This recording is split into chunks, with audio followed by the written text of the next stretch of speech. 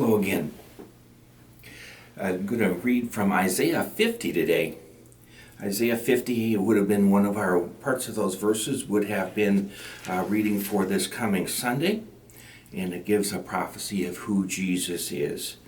Talks about even though they struck me, even though they pulled my beard out, even though they insulted me, I did not hide my face. He knew that God helped him.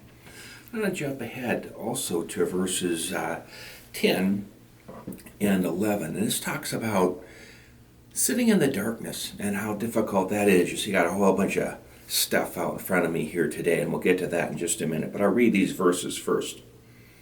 Who among you fears the Lord and obeys the voice of his servant, who walks in darkness and has no light, yet trusts in the name of the Lord and relies on God? But too often we are kindlers of fire, lighters of fire bands. We walk in the flame of our own fire. We want answers.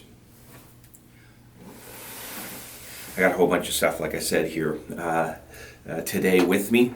Got my 4 friends back. Sometimes they've sat back here. Yesterday I had one of them up here looking at a compass. Today I've got all 4 of them. They're looking at just a trickle of a flame, like they're sitting around in a campfire. And then I've got a bunch of lights here today that turn some of those on so we can see them. They do different things. We use them for different purposes. I've got a light if I want to see a long ways away. I'd use a light like this. If I were trying to maybe find a deer stand, I might use a light like this. If I were trying to signal someone where I was at, I might use this red one. Or this one here is a good one that we use sometimes when we're kayaking at night to let other boaters know that we're out in the water. We have all these lights that give us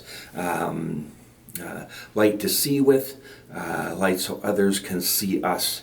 And to think about that, God is talking about sometimes we just have to sit in the darkness. This Isaiah text from chapter 50 has always been a guide for me in those times when I want lights. I want to be able to look out and get answers. I want to look away from the one true light that may be shining what I think is dimly. And I want to look out. What's around me? Am I being attacked by outside forces? What's going on? And I get all these false lights is what the writer of Isaiah is talking about here. All these false lights that I put on to see if I can maybe get an answer outside of the inner answer that Christ gives us. And it's so tempting to do that. When I watch the news, I want answers. I want answers. I don't want, we don't know when this is going to end. We don't know when there'll be a vaccine. We don't know when everybody will be able to get tested. We don't know. That kind of edges on our desire to have answers, our desire to know, our desire to see into the future. But what God calls us to do sometimes is just to shut all these false lights off. To not be concerned. It's hard not to be concerned and to just sit in the darkness and watch. But sometimes it ages me when I talk about different movies that have a great message for us that parallels with the gospel. And when I looked up Apollo 13 and found out it was made in 1995, it does age me.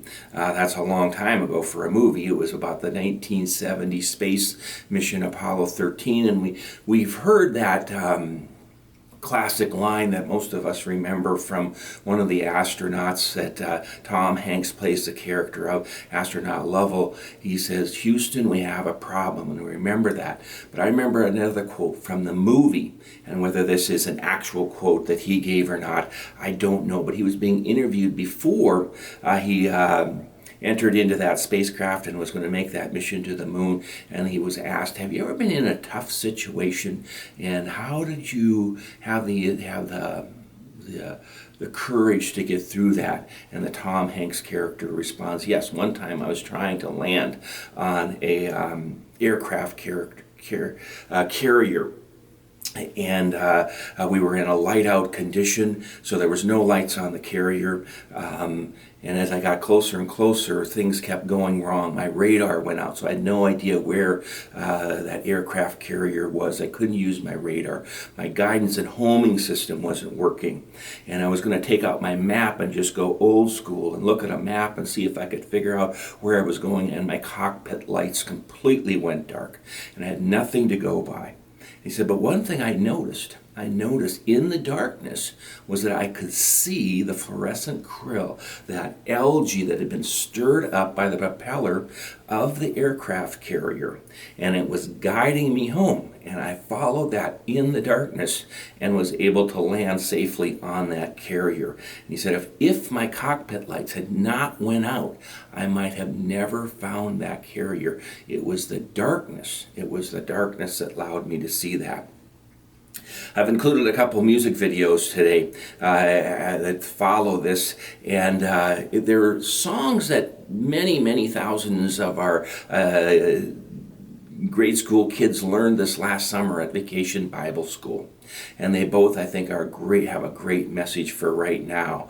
They talk about, hey, there's going to be crazy things. There's going to be crazy things that happen in our world. Trust in God. And our kids learn to do that as they sang that song. And the other one says, there's a whole lot of changes going on. Wow, how appropriate that song was to learn last summer, to have today, to know about those changes that are going on, and to think about, we want to look out for answers, but sometimes they're just not there. No one has the answers for us. So we turn back into that small flame. Sometimes Isaiah even talks about that, a dimly burning wick that just gives a small trickle, and trust in that instead.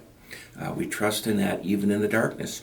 Listen to those songs and see what you think about them as we do sit out the darkness, knowing that God is with us. Amen.